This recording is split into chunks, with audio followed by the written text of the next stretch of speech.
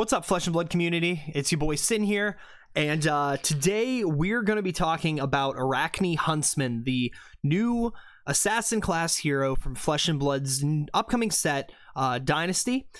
So Dynasty will be the first set that introduces Arakni as our assassin, a brand new class, and I've been at work for the past week or so at this point, trying to kind of tweak and build and test via talishar.net various CC builds for Arakni. This is going to be a bit of a longer video. Sit back, relax. The kind of tech that we're going for here, so I've tested multiple variants of this deck so far.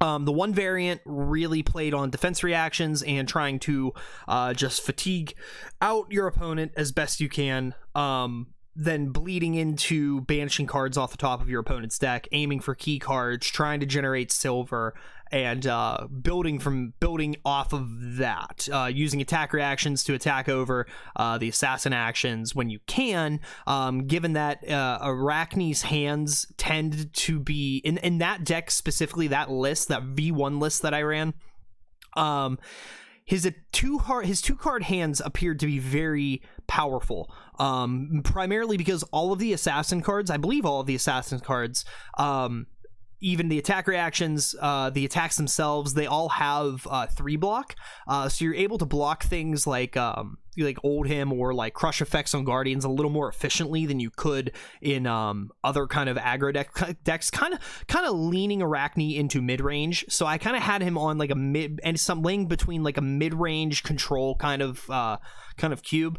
And unfortunately, that didn't work. It didn't work as well as I had hoped it would have. So I kind of had to go back to the drawing board with him a little bit.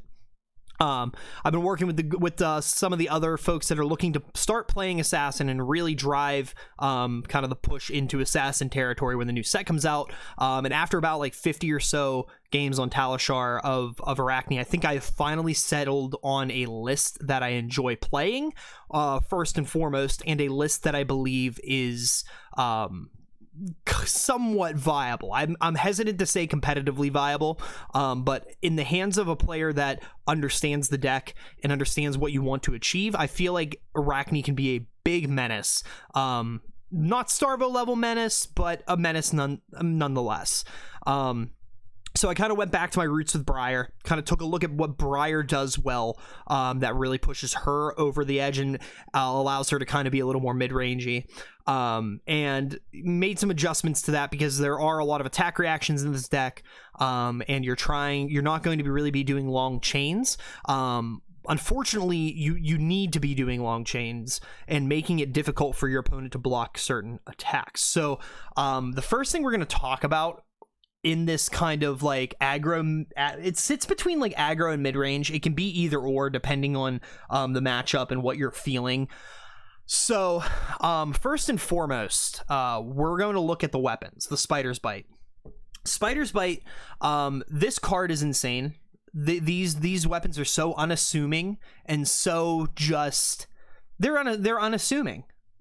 You know, they look they don't look as dangerous on the surface, but like it's the same kind of situation you run into with Katsu on with Kodachis, or any ninja with Kodachis. You know, it's only one, right? What can that do? Do not underestimate the actual on hit effect of these daggers. When this hits a hero, the next time they defend with one or more attack action cards this turn, those cards have -1 while defending. So you kind of got to fake out your opponent a little bit here. And so you have two options. Prior to every attack you play, you swing a dagger.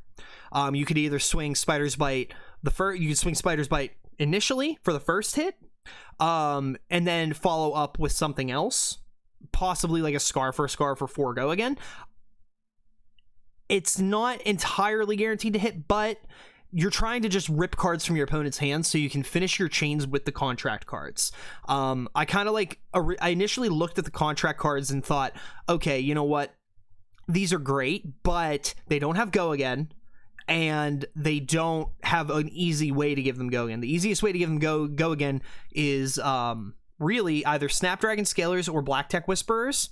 I'm a little unsure about how I feel about Black Techs yet. When this hits a hero, it gains go again. The fact that it has to hit is kind of my drawback. It does block for 1, which is great, but the on hit giving the assassin card go again makes it very difficult sometimes for your opponent or for you to get it to go do what it needs to do. Sometimes you essentially just need to give your cards a better go again outlet. But Spider's Bite, when you really think of the math behind it, if it hits for 1, that's 1 for your opponent. If the second one hits, it's 1. Then the next attack action card you play, if your opponent tries blocking it with an attack action that blocks for 3, it's now only blocking for 1. And if your opponent is now tries blocking with 2 cards from hand that both block 2, it blocks nothing. 2 goes to, if 1 hits, it only gets -1, but if both of the daggers hit, you're -2ing the defense on your opponent's attack action cards, which is huge. You need to be swinging these every turn and trying to rate out the rip, take the tempo from your opponent, make sure they can't come back from it, and just drive it home. You will tend to find, and that leads me into the actual core of the list, you will tend to find that Arakni has less life than you will have less life than your opponent does in most cases, because you're trying to go for the aggro game plan with this deck. Right now we're running, I believe, 13 blues. We're running 13 blues, and the only reason we're running 13 blues is so we're able to do the spider bites every turn. You'd think it slows us down. Surgical Extraction's a great card. Slay the Scholars, it's one of the better blue attack action cards to hold in the deck, because pretty much every deck runs non-attack actions. If this hits, I mean, you're going to be able to try and generate the silver that you need to really do anything. I'm not running cash in this deck because it's really hard to get, it's really hard to get the silver. It's a little more difficult to get the silver than I initially thought it would be, which is fine. I feel like that's somewhat balanced, but cash in doesn't 2-card advantage is not worth it than just presenting the damage itself. I mean, two cards off the top of your deck to draw after using the silver is kind of whatever. It's we have Payday in here because it's a blue block for 3. We're running Pursuit of Knowledge as the blues because as a 2 of, simply in the event we need to just try to present this to our opponent. It can fix a turn, give us an extra card at the end of our turn, and sends us into the next one feeling pretty good. We're doing kind of like the same shell here. I'll start off with the reds. I'll start off with the assassin attacks. We're doing the 3 red Annihilate the Arms because it's a good attack action. This is one of the better contract cards. You're contracted to banish, the attack action cards. Everybody runs attack action cards except for Wizard. I would probably take this out for the Oasis Respites in the Wizard matchup, because even though you're losing that damage output, that raw damage output, you're not gonna hit anything off the top of their deck. Maybe I wouldn't take out the Oasises. Maybe I would keep it in. But that's gonna require some more testing for me to figure out. Then we're running 2 brandishes. We're running 3 Annihilate the Arms, 3 brandishes. These are for the daggers. Start a turn, pitch a blue to brandish. If brandish hits, it gets +1. Make the dagger go for +1, and it hits for 3. So a lot of times your opponent's not really gonna want to block this. It's 3 damage. It seems a little less suspecting. But then you hit the Spider's Bite on the other side of it, trying to get that push through. We're running Captain's Call, 0, Captain's Call. We all pretty much kind of know what it does. Next attacking action card with cost 2 or less, you play this turn, gains +2, or you can give something go again. On the turns where you only have 1 attack to present and you have Captain's Call, you're going to go for that +2. And you're just going to try and get it to hit. You're going to threaten damage. You're going to threaten a contract card. You might even be threatening an E-Strike. Anything that you can kind of threaten to put up there is good. So I'm running 3 Captain's Calls for kind of like the pre-attack buff. I'm running 3 Cut to the Chases. Target assassin attack action card with contract gains +3. Blocks for 3, which is good. And you play the contract card first. See what's on top of the deck, see if it matches the criteria of the contract. If it doesn't, cycle it to the bottom of the deck. Or if it's even a key card that you know your opponent is going to want to have on their next turn, you sink it anyways. You either sink it anyways or you do that. So you do that with the initial contract card. But after that sink, you could cut to the chase and also look at the next card that's on top of their deck and do it all over again. That way you can kind of tailor it and try to guarantee the hit for the silver if that's what you're looking for, which is really good. We're running 3 E-strikes. Most of the time we're going for the go again on it. We're going for the go again on the E-strike just to present the damage. We, typically we'll pitch a blue. Swing with the Spider's Bite, E-strike for 5 go again, and then we'll contract card over top of it. That's kind of like the flow of that, of how a typical turn with that would work. If not blocks for 3, excuse me. It works pretty well. Then we got Fleece the Frail. You're contracted to banish an opponent's card with block 2 or less whenever you complete it. This is just another assassin attack action. It's one of the better ones. You might sub this out for something else, but I feel like this is another one of those like more common cards you'll be able to rip off the top. So we're doing 2 Fleece the Frails just because it's less likely you're going to hit that every turn, and it's just kind of a nice card to... It's kind of just a blank damage contract card, just to try to force some damage over. We're running the Assassin Majestic Leave No Witnesses. This is really good because it is essentially a CNC and a banish off the top of the deck. Minus the opponent's ability to play a defense reaction, of course. But this is essentially a like nerfed CNC. It's a very good card, and you want this to hit every single time. You don't deploy this unless you know it's going to hit. If not, you can block 3. So we're running 3 Ebbs of Leave No Witnesses, of course.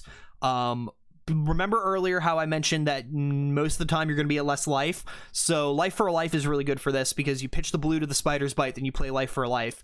If it hits, you gain 1. When you play Life for Life, if you have less life than your opponent, gets go again. So I kind of like that even exchange of, pitch a blue to the Spider's Bite, play Life for a Life, boom, you got it. Nimblism. This is a pretty basic card. I'm still not entirely sold on it, but I mean, pretty much all of the assassin cards are 1 or less. So you say you Nimblism into an Eradicate, and we'll get to Eradicate into an Eradicate. It's coming in for 7 now, and that's just, that's essentially a 2-card E-strike with a devastating on hit. So you run Nimblism. Some turns you can get lucky. You can Captain's Call for the +2 and then the Nimblism for +3, and you're sending in, a Leave No Witnesses for 9, threatening a cut to the chase from Arsenal. You're guaranteeing hit, and that's over. That's pretty on par for like mid-range damage. You're looking at like 13 to 15 damage that turn, maybe more if you were able to play a go again card before it. So you're really looking for those break points to be able to kind of take the tempo and just maintain a flow of tempo the entire way through. We go Plunder the Poor. 0 cost. These 0 cost ones are a godsend. Sometimes you just don't have the resources for it and you can just still present some damage. It's nice. You're contracted to banish opponent's cards that cost 1 or less. This is another one that you might side in, you might side out. But I do kind of play this because if you hit like a non-attack action, or like if you're playing Brute, you hit like a barraging beatdown or something that causes 0 for them. Not only are you banishing a key card from their strategy, you are also getting the silver from it, which is really good. So there's that. I really like. Obviously, we're running 3 Razor Reflexes. These are really good to give assassin cards go again. You can give the assassin cards go again, deal more damage, or you can get the daggers to hit. It's kind of whatever the situation demands. But Razor Reflex, red Razor Reflex is an automatic inclusion in that, like, that kind of like, vibe. Rob the Rich. This one is one of the better. This is one of the better in general assassin attack action cards. The only reason I say that is obviously it's 1 for 5, but the contract is to banish opponent's cards that cost 2 or greater. This is really good into Guardian. This is really, really good into Brute. Anybody that really goes tall and is very resource heavy, they're going to hate you for this. But Rob the Rich is one of my favorite assassin attack action cards so far. it's really good at just, you know, making your opponent, especially if they're a guardian, try to brick wall. The game plan realistically is you want your opponent to block these cards. You want your opponent to fear the on hit. You want your opponent to block inefficiently. If you can get your opponent to a point where they're blocking so efficiently, you're just hitting them every turn for banishes, that's where you want to go. You need to get the tempo immediately, and once you have that tempo, you just ride with it. Scar first scar, running this because, like I said, back to the whole life thing, you're most of the time going to be at less life than your opponent. In those instances, you just scar first scar. So you would go, you know, Spider's Bite into a scar first scar, or you would scar first scar into a Spider's Bite into the contract assassin card, and make the assassin card really hard to block. Your opponent's still taking 4 damage, and if the assassin card doesn't hit for whatever reason, you're not a turn behind. You can at least scar first scar, do that, or you can nimbleism, scar first scar, pitch a blue, swing with the dagger, and then hit an assassin card on top of it. If you have a card in Arsenal, maybe your attack reactions in Arsenal, you can go ahead and do that as well. Shred is an insane card for the assassin attacks. Getting the assassin attacks to hit is important. Not as important as getting the Spider's Bites to hit, so that's why I might end up actually swapping in swapping one of these blues into swapping a couple of these blues into the shreds, because if you can get your opponent to block the dagger inefficiently, you can just shred it, make the card that they blocked with useless, and still keep that tempo for the rest of the turn, where their defending attack reactions are just going to be minus.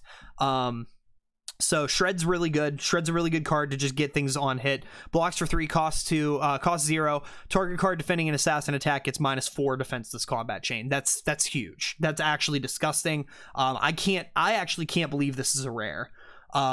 Personally, I cannot believe Shred is a rare. But yeah, there's that. Then we're doing Slay the Scholars. I mentioned this a little bit earlier. You're banishing non-attack actions from your opponent. If they're a wizard, this is really good into them. If this is probably one of the most efficient cards for all classes going into the fight. The reason we're not running Regicide is I feel like in yeah, well, we'll get to that. Yellow cards, we're running Art of War because Art of War is a good card. That's pretty much my only explanation on that. If you don't know about the whole, like, Art of War is just a good card. You just run Art of War. I'm actually like surprised it's still around. That's how good it is. But Art of War is Art of War. We run Art of War. Eradicate is, oh man, this card is Behemoth. So if you can line up a good Eradicate turn, it looks something like this. You have Eradicate in Arsenal, or Eradicate in hand with a cut to the chase in Arsenal. You pitch a blue and swing with the dagger. Say dagger hits. You then Nimbleism, Captain's Call, and then Eradicate. Eradicate is now coming in for 9, threatening 9 cards banished off the top of your opponent's deck. Say they try to block as much as they possibly can. You then cut to the chase over top of it. That 9 is now 12. And assuming your opponent has blocked or tried to block late enough in the game, there is a possibility that there's 2 possibilities. Possibility number 1 is you end up hitting them for like 6 or 7 and rip 6 or 7 cards off the top of their deck. In most decks, and considering Flesh and Blood is a very combo or key card focused game, if you banish all of your opponent's key cards off the top deck, the game you may still be able to lose, but the odds of you winning just hit your favor. They just hit your favor. And with the daggers, it is very hard to not get Eradicate to hit unless it's the only card sitting in your hand. So if you're maintaining tempo properly, Eradicate is a behemoth, and this is the card that will win you games in Arakni. This is the card that will 100% take you to the top and really mess with your opponent's game plan. So yeah, that's the second series of yellows we're running. We're doing all 3 of them because why wouldn't we? That's just too good of a card. So when it hits a hero, banish the top X card of the deck where X is the damage dealt by Eradicate. That's ridiculous. And that's all for yellow. We're only running 6 yellows. Some folks kind of were like, I know some people in our testing group are like, wouldn't you want to run more yellows because the spider bites cost cost 2 and it's even. Yeah, but like there's, and I'll explain it here in a sec, the one thing that I did last night, and it's actually in the one video. You kind of like have the ability with the blues to feign a Razor Reflex. Like you can really make your opponent think that you have a Razor Reflex, so they block and give you the cards that you want them to give you, and then you can really just swing off of it. And the blues, running too many yellows, then we get inefficient with the spider's bites. We want to be running the blues so we can at least have that one floating resource to be able to play the attack actions that we need to play. It's the same kind of thing with Fi. It's like a reverse of Fi almost. Actually, no, it's the same thing as Fi. You pitch a blue to swing a weapon, and you're floating one resource for the trade-off. That's pretty much it. That's pretty much all there is to that. As far as blues go, we're running Payday in the event we actually get it to work. It's a good card, but it's also a hard to play card. If you've completed the contract, you need to give the card that had the contract go again somehow. You might do that off a captain's call, and if you complete the contract and you Payday down, that works. Payday's a little tough to get off, but it is a blue block 3, and you can get this to pay off for you if you're running black text in the deck. So I wouldn't say it's a bad card. This Payday is not my most favorite card in Arakni, at least not in this list where I'm able to actually win games on Arakni with. It just feels like for the strict mid-range Arakni, this would be great, but right now it's I don't know. It's not my favorite card. Watch me in like three months be proven wrong, and this is actually like the most insane card there is. This is just very early testing of the deck. Pursuit of Knowledge. We talked about that a little bit earlier. 2 costs is a lot to ask in this deck, and it does block for 2. But if this is the only card in your hand and you're able to, you could, Pursuit of Knowledge, try and do that. I like this card very early in the game. Because I can at least just present something, be done with it, and then move on to the end of my turn, draw up to 5, and then swing back a big tempo turn the following turn. If not, it just pitches to the daggers, honestly. It just kind of pitches out to the daggers, and that's what you have there. Slay the Scholars, running the Slay the Scholars for the Wizards. Sometimes this card can, just be unassuming. It's only hits for 2, oh boy, and then next thing you know, you're shredding over top of it, or you have a Cut to the Chase rolling over it, or a Razor Reflex rolling over it. So there's that. And then Surgical Extraction. This is the most controlling card in Arakni's arsenal. Say you pitch a blue to the dagger, and then you pitch a red, or you use Tunic to then Surgical Extract, and if you have a shred, this is the nice even 4 where you can feign that like extra, like where you just feign having that extra resource, and you essentially play Surgical Extraction, hope that, and if they sink below or something like that, then you hit it with a shred the sink below. This hits for 4. And you banish the top card of their deck, which is fine, but then you can banish a card from their hand. Against Guardian, this card is really good if you can get it to hit. And that's a big if you can get it to hit. That's why we're running the red Captain's Calls, because you could red Captain's Call, turn this into a 6, and you can also Cut to the Chase over this. So you can make this hit for 9. Even if 1 point of damage dips through, you can look at, say, an Oldhim or a Bravo's hand, and you can just take the only blue that they have in their hand, or one of their key cards like Spinal Crush, or the card, essentially the card that they were planning on attacking you with on that following turn. You can essentially beg for that card and wreck their entire game plan. So that's why we're running it. I mean, Surgical Extraction, why wouldn't you run it? I mean, a lot of the core, like every M for the Assassin is exactly an auto. It's an auto include, because why wouldn't you add it? Why wouldn't you add it? It plays into the character's identity. It also plays into the deck. We got CNCs on the board here for like the Dromai matchup. That's pretty standard. I feel like CNC, you can even run a Race Face. Dromai is a very tough matchup for Arakni because all of the contract cards and even the Black Tech Whisperers, they're all on hero hit. They're not on ally hit. So you're not like, you gotta just spend turns clearing. Really need to just spend turns clearing Dromai's board. It is a grind like other matches, and it's really hard to deal with. But if you can stop some turns, Command and Conquer, Erase Face, adding in poppers, this deck really does need poppers in order to kind of work like that. So it gets a little difficult to kind of work with that, but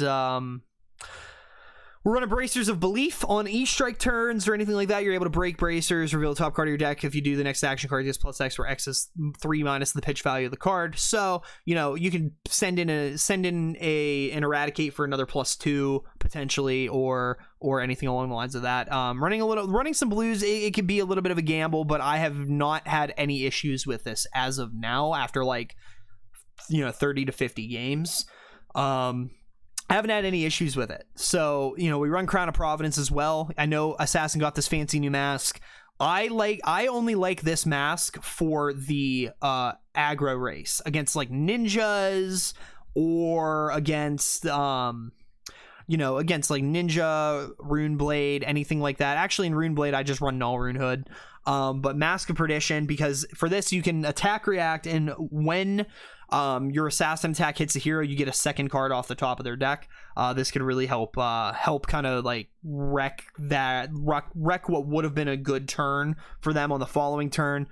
Spring Tunic is pretty basic for CC. We're running Spring Tunic, obviously. It's just another when all the attack actions do 1, that's pretty good. Or cost 1, it's easy. You could even Oasis something, or play any of the attack actions that cost 1 with it, or even pay for Art of War with it.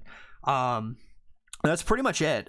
Sink Belows for the Warrior Guardian matchup, Oasis Respite for the Wizard matchup, Null Rune Gloves, Null Rune Hood, Snapdragons. This is in the race. I like Snapdragons. I like Snapdragons in the race only because or maybe not so much in the race, but in into some of the brickier heroes, because into Guardian you're not going to really get the hit for this go again all too often, I don't think. So you're going to probably just want this for a key breakpoint turn, and snap one of your assassin attack action cards and play another assassin attack action card.